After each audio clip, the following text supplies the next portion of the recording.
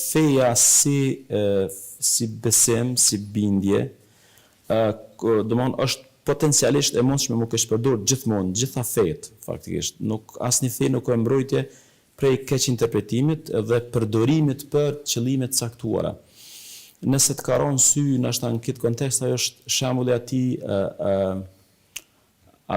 domethënë periudhës kur amerikanët ose zezakt janë torturuar në Amerikë dhe është ajo historia e atij natit, atij priftit i cili e interpreton Biblën për me i qetësu ata robërit cilët ju kanë shërby, domethënë klasave të larta në atë kohë në Amerikë. Edhe ai deri domethënë në periudhën e parë ai i qetëson, ai i stimulon për punë, në një farë forme ai ju jep një farë opinioni atyne, derisa çështja e tij përhapet domethënë nëpër ato firmat e mëdha ku janë përdor për punë zezakte, ku janë edhe përsekutuar, janë përdor si rob. Po ndërkohë pastaj atij siç është filmi, vërtet ja vlen mu po, ndërkohë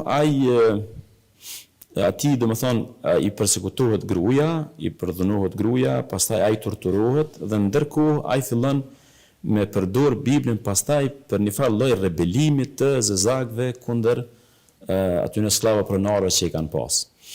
Edhe tash, domethënë është interesant, i njëjti njeri me të njëjtat tekste fetare, në pjesën e parë të jetës është një farë prifti që domethënë i zbut ata, i qetëson, domethënë është e përdor fenë një farë opinioni për për bashkëvendasjet e tij, ndërkohë në pjesën e dytë pastaj i përdor tekste të tjera për të ballafaquar ose për të ngrit kundër atyre padrejtësive.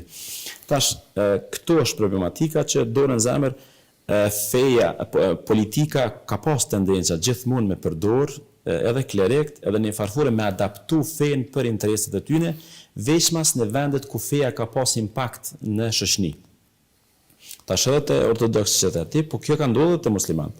Se edhe në lindje feja, domethënë popujt janë fetar për ka natyra e tyne, instrumentalizohet automatikisht. Për që ata këto tash vënohet më pa ajo fetaria e Mirfeld që ish dasht mu proklamu dhe mu propagandu, ajo pjesa kur feja, domethënë nëse i referohemi historisë islame, që kjo fe e cila domethënë është definitivisht feje revolucionare, kur e fort shpirtin e Bilalit, mezinit pejgamberit radiallahu anhu, domethënë e bëri atë të jetë një shtyllë e fortë përballë gjithë asaj padrejtësie që ushtrohej në Mekë. Ai ishte një sklav në atë kohë. Domethënë kurdo që kjo fe futet thellë në shpirtin e zemrën e njeriu, normal reflekton një farë revolucionin ndaj këtij padrejtësive. Dhe mendimi jam është që njëra prej rrezikeve më të mëdha që kanë më ballavaçuar fetë, edhe janë ballavaçuar të kaluamën është kur feja bën një farë lloj koalicioni me të padrejtën. Domthonë çfarë do rrethon, qoftë e padrejta e cila vjen prej politikanëve, prej kujt do qoftë. Është pjesa më e rrezikshme që e kërcënon fenë për të ardhmen. A ka ndodhur në periudha historike? Po, por ajo që është më rëndësishme thonë është që gjithmonë përballë edhe atyre që kanë keq interpretu, ka pas edhe si dietarësh, edhe si muslimanësh, le të themi edhe për fetë të tjera, ka pas si burra dhe gra që domethënë kanë qëndruar përballë padrejtës dhe kur nuk u shujt ai shpirti revolucionar i interpretimit revolucionar. Domethënë gjitha fetë, po veçmas edhe në fetë tona. Për çfarë edhe historikisht kena përpjekemi i përsekutu disa klerike, disa dietarë kështu më radhë.